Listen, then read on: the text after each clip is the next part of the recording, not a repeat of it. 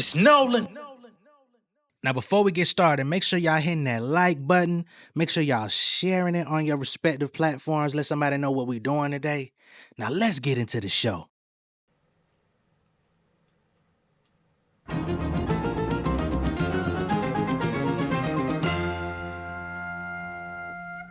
In the image of God, able to smite him, embracing my light. I can't leave this game without putting up a fight. These niggas clones, they digging they in the zip file. Shit was way better when Hov poured out the crystal. They put the pins down, maybe I should find you a pen pal. 20-year legends with classes, they dropping mid now. I guess the mission accomplished. We were sent to demolish the infinite knowledge. We living in privates, we shipping the product for free, still looking for profit. Somebody tell me how long before this shit get abolished. I sat back and reassessed it. If we ain't got the GPS, then who giving directions? Moving out of order, we paid dues to collections. Chasing at the checks, but still skipping the checklist. Screaming gang gang, but bitching up for the tetanus. Rolling plain Jane, decapitated your necklace. I done got some placements that never paid with detections. Nothing finna change, so why we talking elections? I'm on their ass. You a killer, then why you been taking photographs? All the line, this shit is making my modem crash. Niggas crying to me, but ain't putting up the cash. Suffering succotash. Don't make me stuff your ass, boy. I had to battle before they said I'm legit. Gigs out of state, I couldn't afford the trip. $100 tape, I started studying nip. Nigga, this a marathon, you better gas up the whip, fucker. What's going on, beautiful people? It's the kid J Nolan here. Welcome back to another episode of Inside the Industry, your number one source for music, entertainment, commentary, and breakdowns. Hope everybody's doing well out there this evening.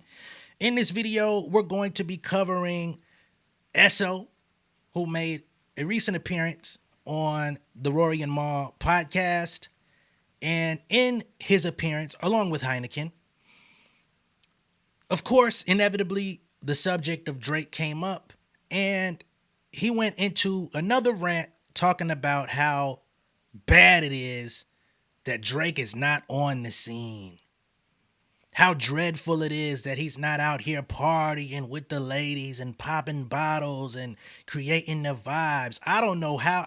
Hey, man, I don't live in New York. Y'all got to let me know how often Drake was in New York partying with these niggas. Being the life of the party out there. Because they make it seem like this nigga was motherfucking El Chapo of the party. You know what I'm saying? In New York. They make it seem like this nigga is El Presidente of the party in New York. You know what I'm saying?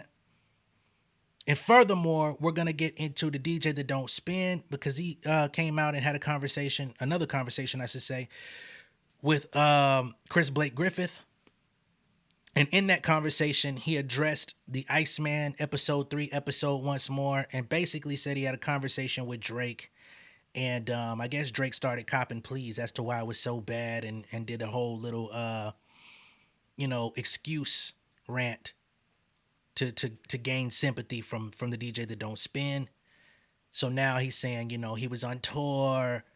He's doing all of this while still preparing for his next show. That's why it wasn't good. That's why it wasn't everything that you thought. If you're confused, just know that Drake's not on tour anymore, so if there's another one, it'll be much different. Nigga, fuck all that shit, boy. Since when are we in the game of excuses? Find that to be interesting. But before we get there, let's go ahead and pull up this Rory and Maul clip with Esso.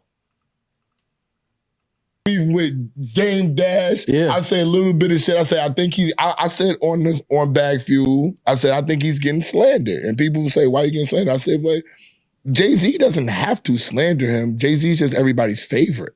You know what I'm saying? He has the leverage. So Jay-Z can just sit back and just watch everybody just do what he's doing. He doesn't even have to want y'all to do it. But your fans, it's like when you got a bunch of gang members and somebody wants to go make they want to get close to you. So they want to go make a point. He got a billion gang members. It's like, oh, if his name Dash, it's trash, it's this, it's that, setting on that.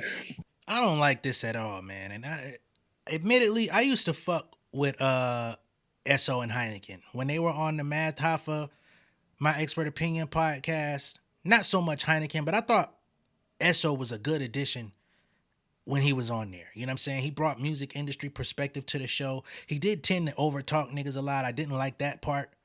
But since they've gone out and branched off and done their own thing, I've supported their podcast a little bit. But this is weird, man. Now, he's starting this out with Dame Dash. And he says Dame Dash is being slandered publicly by the people and by media. You know, the same type of slander that Dame Dash put out about people for the last decade, right?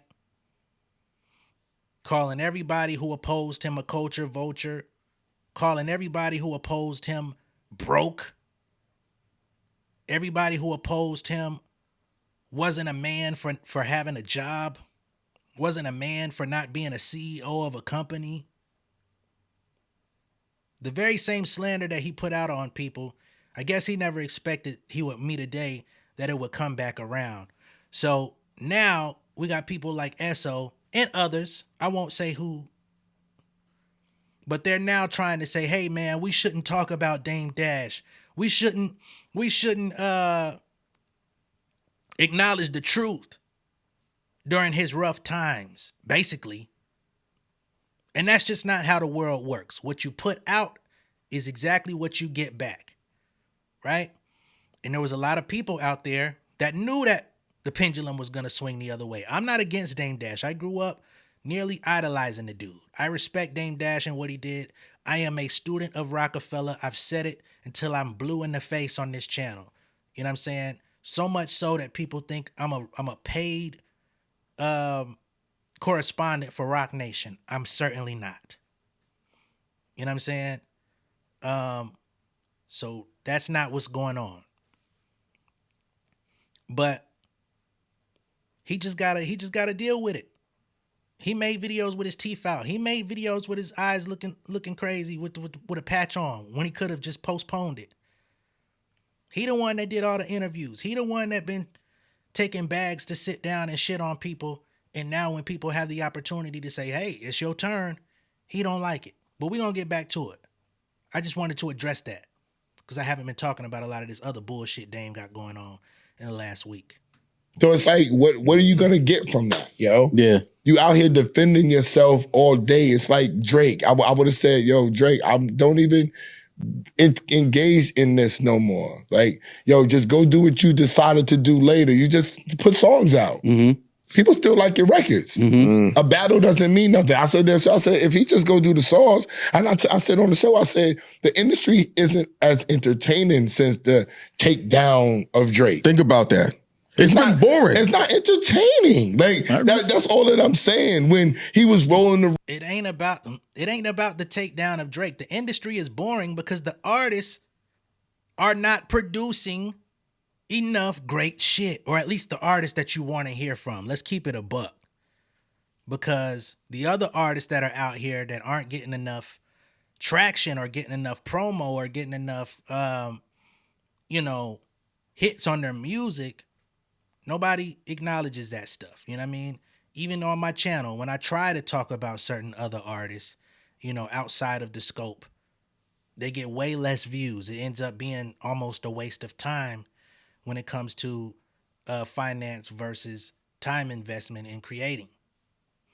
You get what I'm saying? But let's just keep it real about this situation. It ain't about Drake. Drake is only one person. Drake can only put out an album at a time. Drake can only make songs with so many people at any given moment. If the industry is boring, it was going to be boring including Drake. As a matter of fact, it's been boring including Drake because the nigga ain't went nowhere. He ain't stopped dropping music yet. He just dropped an album at the top of the year. What's wrong with it for the fans? Chris Brown's concert had all the bitches. Mm-hmm. I'm not gonna lie, right? Mm-hmm. But when Drake was in town, it was like a hysteria. It was a thing going on in New York. It was 5 days and parties here and fashion here and shit was exciting over here. That's how it was going. I don't know what it is about him and the people he brings or who rocks with him, but he had a different type of excitement to the game. And since he been chilling, shit been boring. Hip hop's been boring. And now they gonna kill you for that. They can. They said but it's the truth. We said it too, but it has been. Yeah, it's just the truth. But why do you say it's been boring? Nobody who's bringing the excitement. The music. The excitement just isn't in a great record. Is it the music or is it the party? You know what I'm saying? Like, y'all can't even, y'all, come on, man. Y'all are a tandem. Esso and Heineken, y'all move in unison. Y'all couldn't even get y'all story together before y'all put this together. One nigga talking about the parties for 4 days. The other one say it's the music. The music ain't been hitting. The music, he just gave y'all that. He been giving y'all niggas leaks. He done gave y'all Iceman episodes. He done gave you which one with Central C. That ain't the music? That wasn't it for you? Come on, man. And before you OV hoes get in here talking about some, oh man, this nigga Nolan is always emotional when it comes to Drake. I'm having an amazing time. I'm not emotional at all, my boy. I'm having an amazing time. I feel great. My aura is great. Ain't that what Maul said when they left Joe Budden? My aura is beautiful. Lame Manning. What made our shit exciting was the personalities, the feeling that you got when they was in public, when you saw dudes coaching at the Rucker. Drake was one of the few people, he's outside. Yeah. One of the most successful My man went to superstars of all time. Starlets with a plastic bin. He's and threw outside. bundles of money. He didn't even break the seal. He just threw the bundles. I rock with Kendrick. Yeah. I do. I think Kendrick don't be I outside. think he's a What does Drake throwing money in the strip club do for y'all? Were you picking it up and putting it in your back pocket? Like, what benefit? Unless your baby mama or your wife work at the strip club and she bringing that to the household, what benefit does that do for you? Holy moly. talent, rapper, whatever. Dope artist. He's not outside. Nobody's outside. Like, nobody. But you guys are from an outside era. All right. These kids are inside. Cardi B's rollout has been about Cardi what? B Being is outside. And they're looking at it like it's Cardi magical. B is outside. And that's standard record She's label doing a rollout. standard. She's doing a standard. I mean, the same thing with Cardi B's outside, but she's not in the club, to my knowledge, throwing ones. She's meeting with the fans. She's doing meet and greets. Somebody educate me. When was the last meet and greet that Drake did for one of his albums? Not at the show, but a promo tour for meet and greets for the album. When was the last time Drake did that? I'm sure he had to do that in the early days of his career because that was standard 10, 15 years ago. More like 15 years ago. When his first 3 albums came out, you could actually go to Best Buy and pick the shit up. I remember him and J. Cole buying each other's albums from Best Buy and shit. That's when that was a thing. But when the last time he did that? Because y'all are acting like this man is like the NYC stimulus for the entire city whenever he comes around. Like a LeBron James season in Cleveland.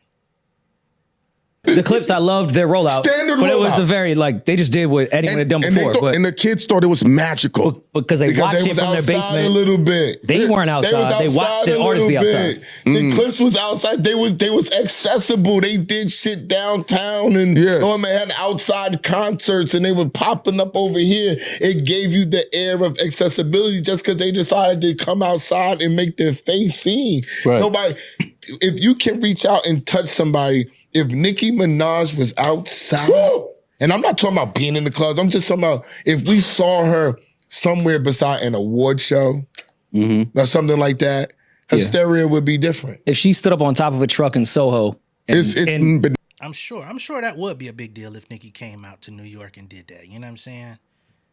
You know, why she doesn't do that? Well, maybe we'll see it. Maybe we'll see it in the next album rollout. She's dropping in March of next year. Maybe she will.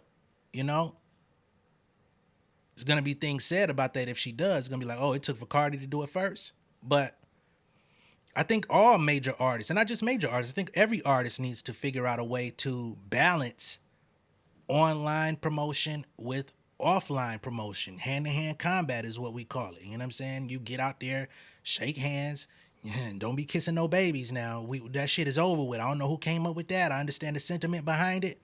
But shaking hands, you know, putting your face card on the line. I do believe that is where the industry is heading because everything has become so virtual, so online, so homogenous that if you don't mix it up and add something, a real human element to it, you lose it, right? They're coming in with AI.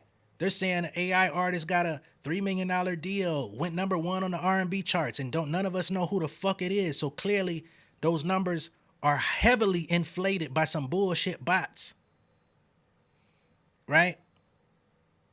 But now that the information is out there, we have real humans, due to curiosity, going and actually listening to it, further exposing the light to this AI artist. Crazy how that works, right? So yeah, the more online shit gets, the more homogenous it gets, the more boring it gets, and the more replaceable you become if you can't go outside and see people, shake hands, and let people feel your energy in real life. I do agree with that part of it. Bananas. Oh yeah, they would shut the whole city down. But you know what it would do? It would bring excitement to hip hop. I agree. And this is what we don't have people doing. Remember when Jay-Z spent the whole summer driving around New York in the Wrangler? Yep. Everybody talked about that shit. Yeah. Everybody went to buy Wranglers. It created some excitement. Oh, Hove is in the city. Nobody's doing that within their cities. So you don't feel like hip hop has been exciting since Drake? Since the battle. Once the battle died down, it's been boring. I think we've had moments. We've had good music. Such as? I say good music. But Yeah, it's been good. It's been good I albums. agree there's been some good music, but But it's not. Oh, you know this shit not Come on, bro. exciting. Nah, but I think the clips rollout was exciting. I can't say nothing. Like they gonna kill me no matter what. Like, I pro Drake all day. can't say shit. What do you think, bro? I know exactly what you're saying. Oh, my bad. Yeah, I know I exactly think what you're saying. the clips rollout was exciting I like to me. the clips rollout. To me, Yeah. I like the rollout. I think that brought a lot. That was probably the most exciting moment this year as far as hip hop went. I would say And I'm that. not saying nothing. If that's the most exciting moment, like we gotta. It's back to square one of just a standard rollout. It's a Becoming standard rollout. That's it. They don't like the fact that it was the clips. That's what they don't want to say. They don't like it that it was the clips. It took the clips to show us another side of the game, to show us the other side of the coin, to show us, let's be fucking clear. Yeah, the coke rap, blah, blah, blah, blah. The most talked about song off the album is The Birds Don't Sing. You know what I'm saying? And that's Carrion. They performed that shit at the Vatican. So that lets you know that hip hop, the spirit of hip hop is still alive. I don't know if it's alive and well, although there are good MCs putting out music. But it's alive. It's in there. There is that light. We just need people to embrace that light when it comes from other places.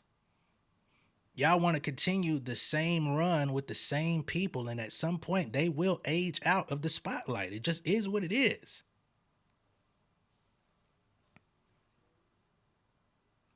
But it worked. And look what the point of a rollout is to work. Think about it. They had to do. And when I say age out of the spotlight, I'm not talking about literal age. I'm talking about like your run is, if you're the number one nigga for 20 years, at some point, somebody's going to have to take over that number one spot. You're not going to be Michael Phelps, first place, when you're 80 years old. You can't be Usain Bolt at the Olympics at 60, beating all the goddamn 19-year-olds. It's not going to happen. You might could goddamn keep up. You might could be on the track, maybe, if you're in extremely good health, but you probably ain't going to win that bit. But I'll let these niggas finish.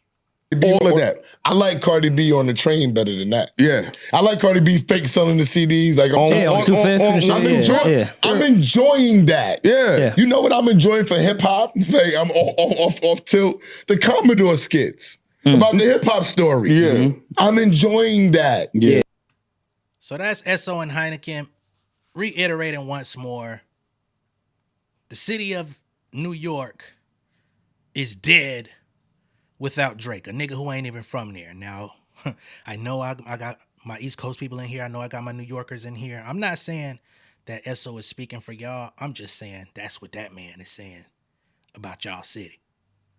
Take that up with him, not with me. All right? He's saying y'all ain't got shit going on.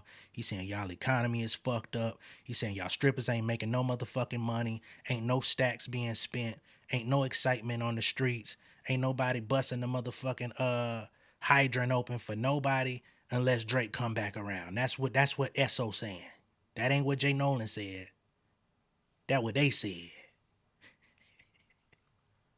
And lastly, we're gonna try to get through this quickly. You got the DJ that don't spin telling Chris Blake Griffith that Drake was working on the Iceman episode while also managing, his Europe tour. Now that the tour is over, he's fully focused. They also discuss whether this album will be a defining moment for his career. See what really happened at the end of the show, And like I ain't even ready for all that. and sometimes I would do it, but it would ruin the experience. So, Oh Lord Jesus, yeah, no, I understand. So he told me some good stuff, but I'm trying to tune it out. Did you tell him the truth about episode 3? We talked about that. No, So what's your take on episode 3? No. It was come on. Episode 3 is, and by the way, this is what I'm saying. Like, I don't want to be fucking nothing up because what he told me about episode 3 makes sense. It fucking makes sense. Okay. And I'm not even saying to gas. And I know everyone's like, yo, why are you gonna say it if you're not gonna like just fulfill the mission and just like keep it all the way 100 with whatever it is? It's just that the moment I now say it publicly, people use me as a source to be like, oh, that's the word on episode 3, as opposed to say, whatever confusion you have, just keep that.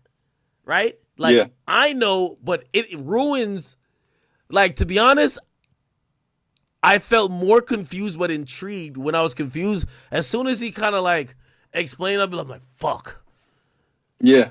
I be feeling like a lot, even when I get confused, I just, out of respect and reverence for the boy, I be feeling like he's too smart to be stupid. Okay, I'll give... Out of respect and reverence for the boy, this is the same nigga that outed Drake's DMs, by the way. But he's got respect and reverence for the boy. This is the same nigga that accused Stefan Diggs of, not Diggs, oh, pause, of, trying to assault him and all this stuff. A lot of people are poking holes in his story. They saying his police report don't add up and all this type of stuff. So, apparently he's a double speaker. And I know some people like to act wives. I'll say this. Oh, shit. With episode 3, and this is all I could say in terms of even going forward for a possible next episode. Episode 3 is literally cooked up while my man is basically on a hectic Europe tour, and just know tour is over. So that tour shit is over. Just let y'all know tour is over. So he got to work episodes in while having to go kill a show tomorrow, and he had a show yesterday, and he's doing everything live. And y'all are expecting the greatest music of all time, which I am. We're expecting all these things, drop this, and third, and he's in the middle of a tour. Just know tour is over. And I'm going to just leave that there. He got to sit with you, though, bro. Listen. No, I think in due time. In the near future, he got to sit with somebody, and I think if anybody's well deserving, it's that of Big Act. I think we're gonna stop it there, okay? So he says, being that he was on tour, getting ready for a show, he just did a show the other night, that the Iceman episodes were lackluster because he was multitasking with his tour. He had too much dip on his chip, too much on his plate. My answer to that was the lives couldn't wait till after the tour was over. The rollout couldn't wait until the tour was over. So you would rather give people half-baked, subpar, bullshit, shitty booty ass music to hold them over, waste their time for hours upon hours on some money long shit, instead of giving your fans your best foot forward once your tour is concluded. And you're supposed to get sympathy for that? You're supposed to get what, brownie points for that? I think the fuck not. But once again, the excuses never end. I got 7 Mac 11s, about 8 38s, 9, 10 Mac 10. Excuses never end. That's the forecast of the future. They say it's gonna get better now that he's off tour. So if it don't get better, blame the DJ that don't spin for spinning another narrative, all right?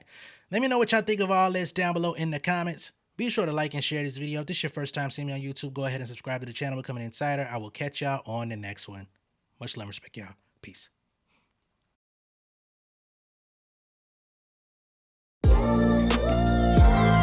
Yeah, family over fame in this bitch, yeah. The glory of living righteous is setting in. My street knowledge and education's a perfect blend. Young mogul, independent, I've been setting trends. The first one from my family to be faithfully wed. Fuck niggas and the horses that they riding on. I see this shit from all angles like a polygon. I'm never politicking, the drama be piling on. Father and great son acknowledged like I'm Bobby Bonds. Conversation with my lady about the paper route. 5 sit bank accounts every day I make it count. They down talking my commentary for hating now. Well, I could take it cause I'm bodying your favorite now, please. I could do this shit in my sleep. I been writing for these niggas, y'all read it and weep. I been fighting these niggas if you speak on the street. I turn your birthday party into New Year's Eve. Don't let me take it there. We ain't playing fair. This the ATL, Southside nigga moving furniture like Wayfair. Life on hold, no insurance for your healthcare. Lifeline gone, so you wanna be a millionaire?